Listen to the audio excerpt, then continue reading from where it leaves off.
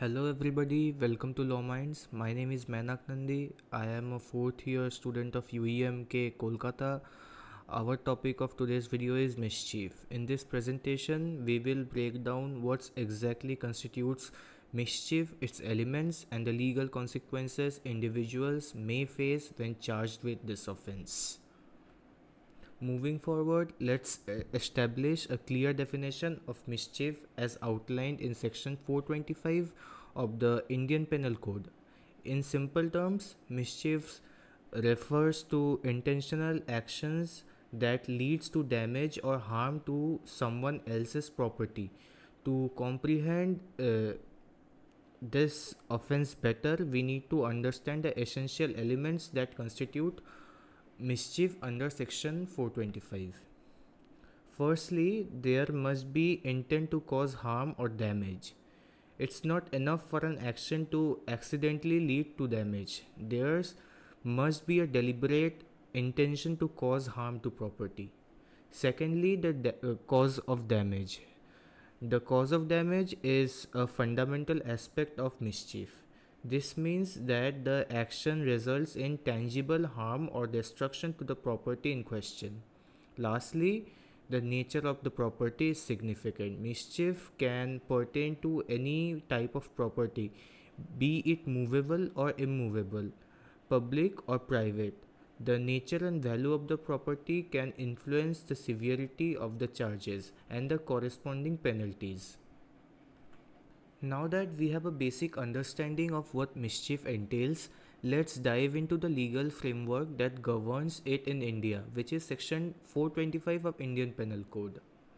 Section 425 of IPC provides a comprehensive legal perspective on mischief.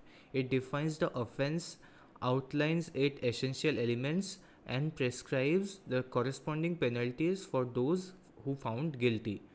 Under this section, the offense of mischief is thoroughly defined, incorporating the elements of intent and damage we discussed earlier.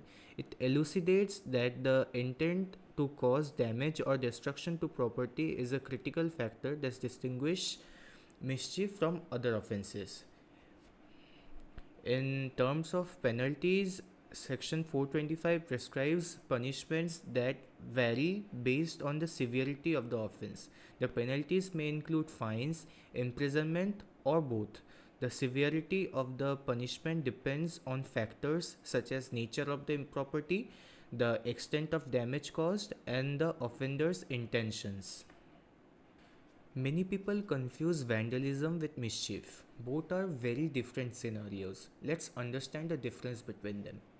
Mischief, as we discussed earlier, hinges on the intention to cause harm or damage to the property. In contrast, vandalism often refers to willful destruction or defacement of property without necessarily involving the same level of intent to cause harm. Intent is a critical factor in determining whether an act falls under mischief or vandalism. Both mischief and vandalism involves damage to property, but the extent and nature of the damage can differ. Mischief may encompass a broader range of actions, including those that may not necessarily result in extensive damage. Vandalism, on the other hand, often conveys a more deliberate and visible act of destruction or defacement. The legal consequences of mischief and vandalism can vary. Mischief is a specific offense outlined in section 425 of the IPC, and its penalties are prescribed accordingly. Vandalism depends on the circumstances, may be charged under various sections of the law, and the penalties can differ based on the jurisdiction and the extent of the damage. Let's shift our focus to an important aspect of mischief cases: the legal defenses that individuals can employ when facing such charges. While the law defines mischiefs and outlines its consequences, it also recognizes that there may be valid defenses to mitigate or dismiss these charges. These are mistaken identity. In some cases, individuals may be wrongly accused of mischief due to the mistaken identity. They might not be the actual perpetrators, or evidence can play a crucial role in establishing their innocence. Lack of intent. Remember that intent is a key element of mischief. If it can be demonstrated that there was no intention to cause harm or damage, the charges might be challenged. This could involve proving that the act was accidental and or that the accused had a legitimate reason for their action.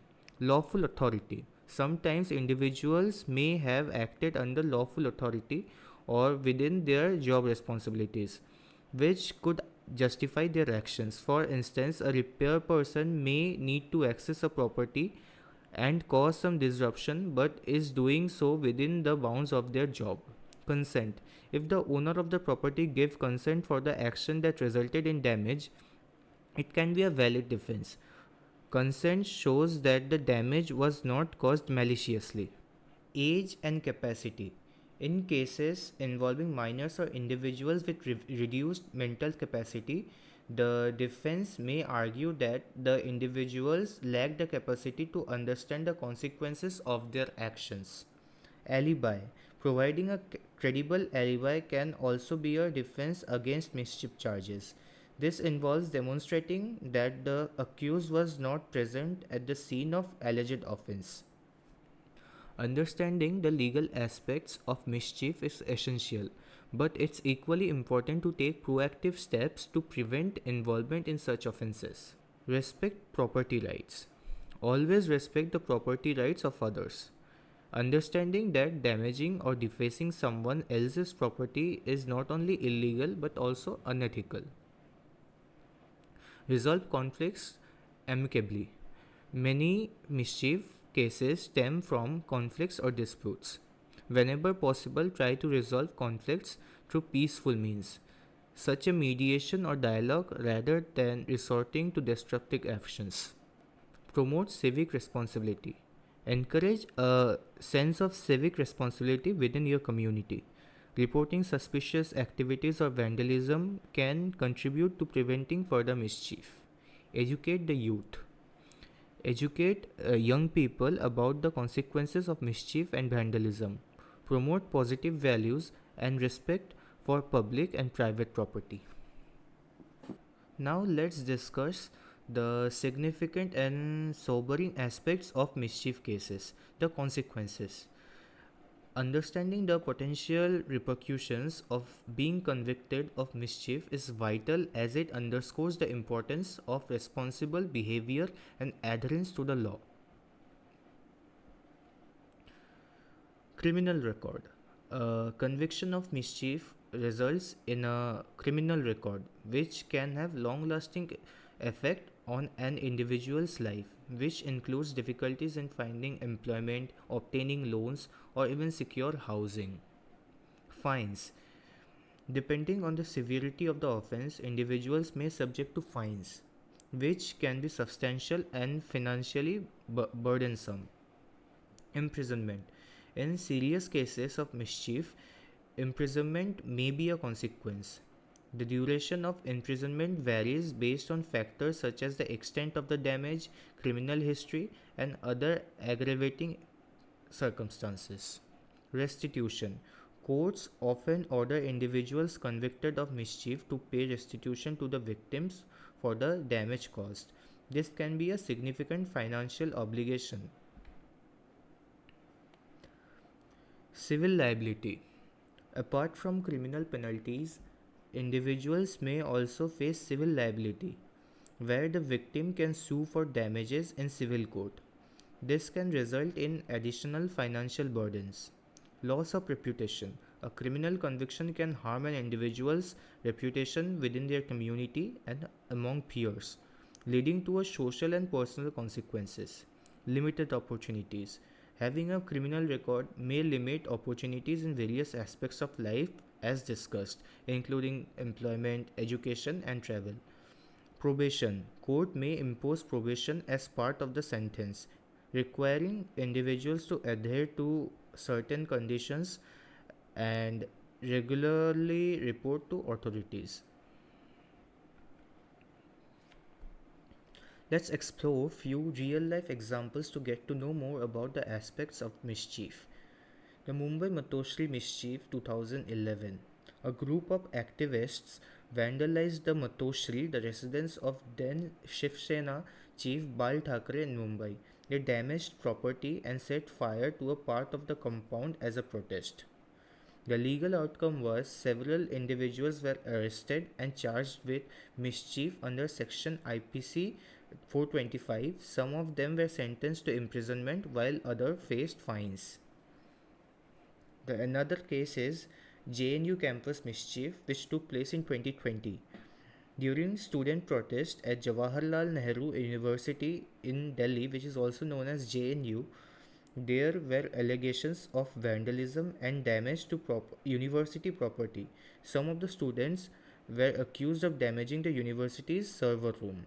The legal outcome was investigations were carried out, and those found responsible for the damage face legal consequences, which include Section 425 of IPC, which is mischief. Now we have come to the end of the video. I hope you guys understood thoroughly the topic of today's video, which is mischief. Thank you to everybody who tuned in, and hope to see you guys in the next video as well.